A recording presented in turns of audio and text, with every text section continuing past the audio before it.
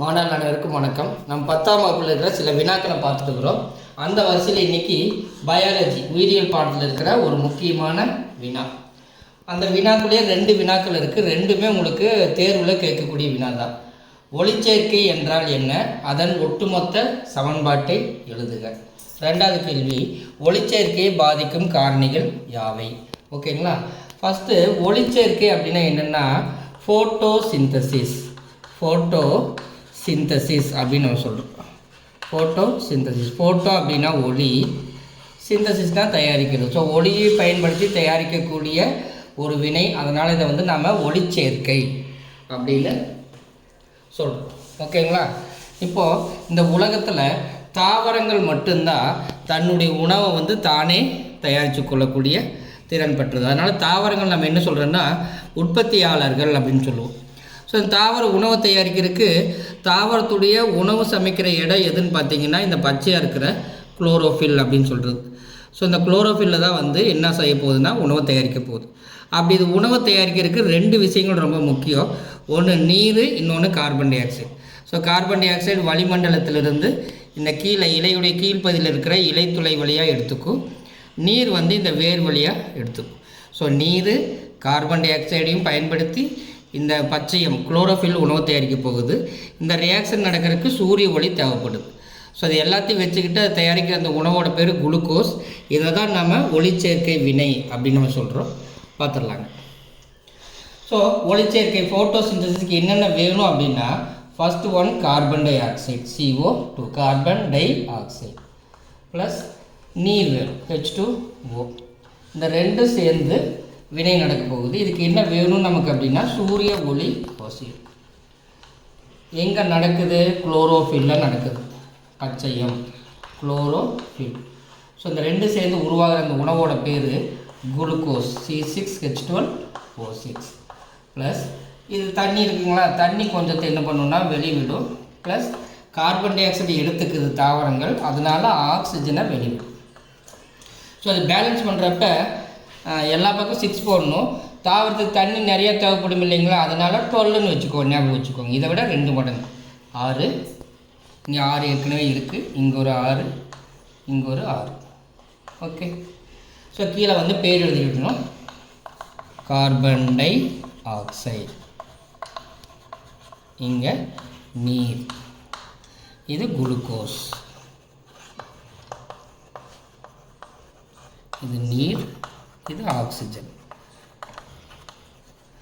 இப்போ கேள்வி என்ன கேட்பாங்க, இந்த ஒரு வேளை ஒளிச்சேர்க்கையின் ஒட்டுமொத்த சமன்பாடை எழுதுங்கன்னா நீங்கள் இது அப்படியே எழுதுனீங்கன்னா போதுமானது. ஒளிச்சேர்க்கை என்றால் என்னன்னு ஒரு கேள்வி கேட்டாங்கன்னா, பசுந்தாவரங்கள், ஏன்னா பச்சையாக இருக்கிற தாவரங்கள் தான் ஒளிச்சேர்க்கை பண்ண முடியும், ஏன்னா அதில் தான் குளோரோஃபில் இருக்குது. பசுந்தாவரங்கள் கார்பன் டை ஆக்சைடு, நீர், சூரிய ஒளி, குளோரோஃபில் ஆகியவற்றை பயன்படுத்தி தமக்கு தேவையான உணவை தாமே தயாரிக்கும் நிகழ்வுக்கு பேர் தான் ஒளிச்சேர்க்கை. இது தாவரத்தில் எங்கே நடைபெறுதுன்னு கேட்பாங்க. குளோரோஃபில் பசுங்கணிகத்தில் நடைபெறுகிறது அப்படின்னு சொல்லி முடிச்சுக்கோங்க. இது 1வது கேள்விக்கான ஆன்சர். 2 ஒளிச்சேர்க்கையை பாதிக்கும் காரணிகள் புக்குக்கு உள்ளிருந்து கேட்பாங்க, ரொம்ப முக்கியம். இதை நம்ம 2 ஃபேக்டராக பிரிச்சுடுவோம். உட்புற காரணி, வெளிப்புற காரணி அப்படின்னு 2 விஷயங்களாக பிரிச்சிடலாம். ஸோ இந்த ஒளிச்சேர்க்கையை தாவரத்துக்கு உள்ளிருந்தே சில விஷயங்கள் பாதிக்குது, தாவரத்துக்கு வெளியிருந்து சில விஷயங்கள் பாதிக்குது. ஸோ தாவரத்துக்கு உள்ளான்னு பார்த்தோம்னா இதில் பாருங்கள், இது ஒரு நிறம் பச்சை நிறமாக இருக்குது, இது ஒரு பச்சை நிறமாக இருக்குது. ஸோ அதில் இருக்கக்கூடிய பச்சையம் இந்த விஷயங்களை நிர்ணயிக்குது. பச்சையம் அதோட நிறமி, சரிங்களா, இது ஒரு பாயிண்ட்டு. 2வது இலையின் வயது. ஸோ மேலே இருக்கிற இலை வயது கம்மியாக இருக்கும், கீழே இருக்கிற இலையுடைய வயது அதிகமாக இருக்கும். ஸோ இலையின் வயது. 3வது இந்த கார்போஹைட்ரேட் தயாரித்த உணவு. ஸோ அது எவ்வளோ உணவு அதுக்கிட்ட இருக்குது அப்படிங்கிறத பொறுத்து இந்த ஒளிச்சேர்க்கை விஷயம் பாதிக்கப்படும். ஸோ குளுக்கோஸும் ஒரு வகையான கார்போஹைட்ரேட்டு தான், கார்போஹைட்ரேட் செறிவு. அடுத்தது ஹார்மோன்கள். இப்போ மனுஷ உடம்புல தைராய்டு, அட்ரினல் அந்த மாதிரி ஹார்மோன்ஸ் எல்லாம் இருக்குது இல்லைங்களா, அது மாதிரி தாவரங்கள்லேயும் 5 விதமான ஹார்மோன்கள் இருக்குது. ஸோ ஒன்று ஆக்சின், சைட்டோகைனின், ஜிப்ரலின், அப்சசிக் அமிலம், கனிகள் பழுப்பதற்கு காரணமான எத்திலின். ஸோ இந்த 5 விதமான ஹார்மோன்களும் இந்த ஒளிச்சேர்க்கை பாதிக்கக்கூடிய விஷயங்களாக இருக்கலாம். வெளிப்புற காரணி அப்படின்னா என்ன, இதுதான் ஒளிச்சேர்க்கை வினை.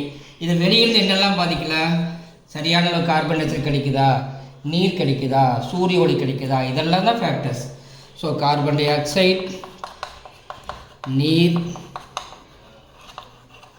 சூரிய ஒளி. ஸோ அதுக்கப்புறம் இதனுடைய கனிமங்கள் எவ்வளோ கிடைக்குது, அந்த தாவரம் வளரக்கூடிய இடத்துல கனிமங்கள் எவ்வளோ கிடைக்குது அப்படிங்கிறத பொறுத்து இந்த மாதிரி விஷயங்கள்லாம் வந்து அமையும்.